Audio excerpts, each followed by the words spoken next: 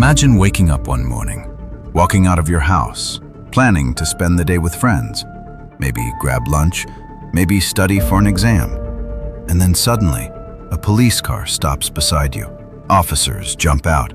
They place your hands behind your back. They search your body, read you your rights, and arrest you in front of your neighbors. You are confused, embarrassed, terrified. But the strangest part, you didn't commit any crime.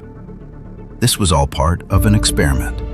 In August 1971, researchers at Stanford University wanted to answer a question that had haunted psychologists for decades. Why do ordinary people sometimes commit extraordinary acts of cruelty? Are some people naturally evil?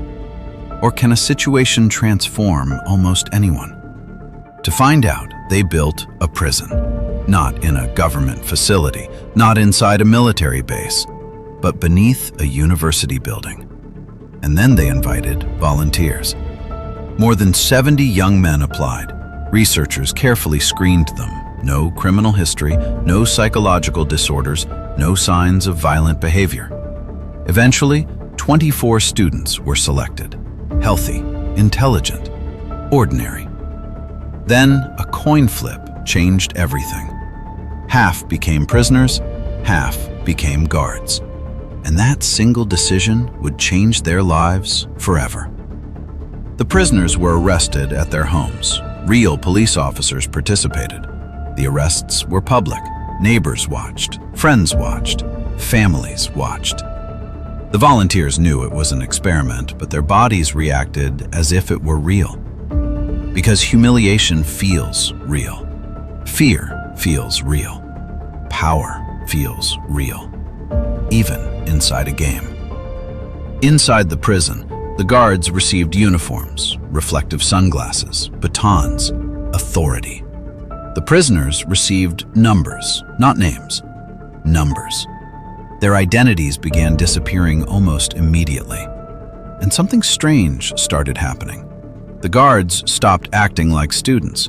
The prisoners stopped acting like students. Everyone began acting like their role. On the second day, the prisoners rebelled. They barricaded their cells, refused orders, demanded better treatment. The guards responded aggressively. They removed mattresses, used punishment, created humiliation rituals, and the conflict escalated. Fast, far faster than anyone expected. Days passed. The guards became harsher. The prisoners became more submissive.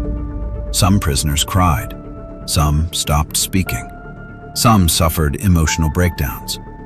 One participant became so distressed, researchers removed him from the experiment early. This wasn't supposed to happen. These weren't criminals. These weren't trained prison guards. These were college students. The experiment was scheduled to last 2 weeks.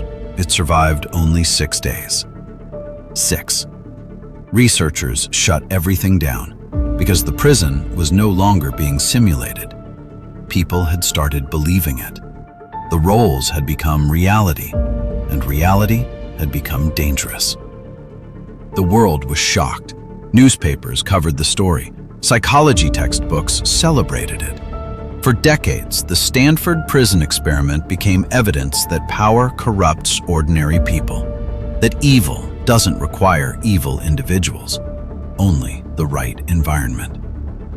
But then, years later, researchers discovered something troubling. What if the story wasn't that simple? What if some guards were encouraged to behave aggressively?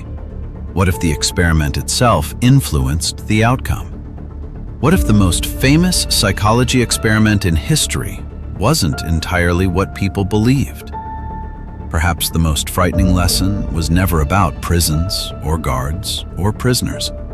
Perhaps it was this: put a human being inside a powerful role, and sooner or later, the role may begin to shape the human, not the other way around.